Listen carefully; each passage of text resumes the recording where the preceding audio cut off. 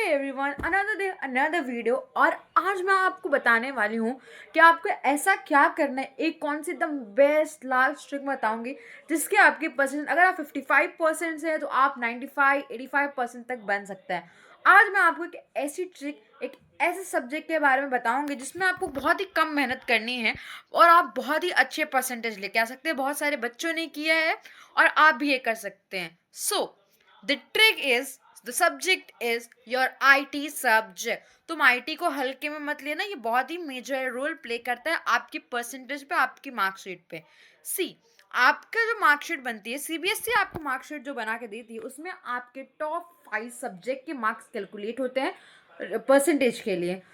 जो भी आपके टॉप 5 सब्जेक्ट होंगे वही आपको लेने हैं एक आपके परसेंटेज बनाते हुए। आईटी एक ऐसा सब्जेक्ट है जिसका 50 मार्क्स का जो पेपर, प्रैक्टिकल पेपर होता है, वो आपके स्कूल की तरह से होता है। जनरली अगर आपकी प्रैक्टिकल थोड़ी बहुत ठीक ठाक है, अब आपका डाउट होगा दीदी हमें तो प्रैक्टिकल भी अच्छी नहीं, हमें तो वो भी नहीं आता। देखो, तुम्हारी अगर थोड़ी बहुत भी प्रैक्टिकल ठीक ठाक है ना, तो स्कूल वाले तुम्हें आराम से 35, 40, 42 नंबर दे देते हैं, क्योंकि स्कूल वालों का भी होता है कि आप पास हो जाएं। ठीक है, पास होने में आईटी का बहुत बड़ा रोल रहता है। सेकेंड थिंग ये होती है कि आपका सिर्फ 50 नंबर का पेपर आता है, और वो 50 नंबर के पेपर इतना आसान आता है, इतना आसान आता है, जिसमें आप अगर आपने अगर सिर्फ 2, 3, 4 दिन भी अगर थोड़ा बहुत पढ़ लिया है ना, वो भी आप उसको फोड़ के आओगे। क्योंकि आईटी का जो ज़्यादा से ज़्यादा पेपर आता है वो पार्ट बी से आता है। आपकी जो आईटी की बुक होगी वो 2 पार्ट में डिवाइड होती है, part A and part B. और आपका ऑलमोस्ट 80% जो 80 क्या 90% आपका जो पेपर होता है वो पार्ट बी से आता है, और 3 से 4 चैप्टर ही पार्ट ए के इंपॉर्टेंट जिससे आपको देना है। अब आपका मार्क्स एक्चुअली कैसे बढ़ेगा दीदी, यो तो हम समझ गए। अब हमें बढ़ाना कैसे। सी, आप जब अपने मार्क्स कैलकुलेट करते हैं तो इंग्लिश इज द सब।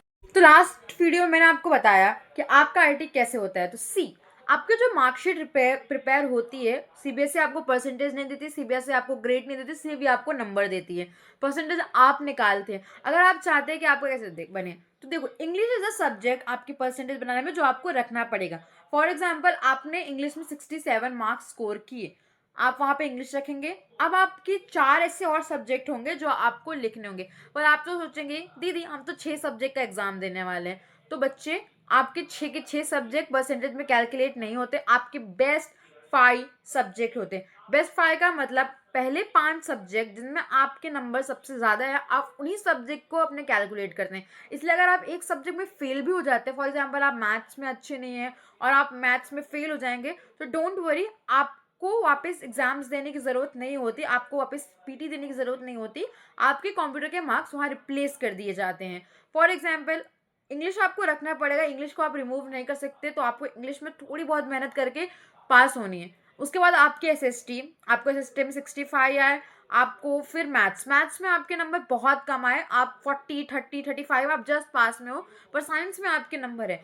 तो ऐसे करके बाद आपका फिर आता है कंप्यूटर। देखो, कंप्यूटर में आपको 40 नंबर तो आराम से स्कूल वाले दे देते हैं, चाहे आप कैसे हो।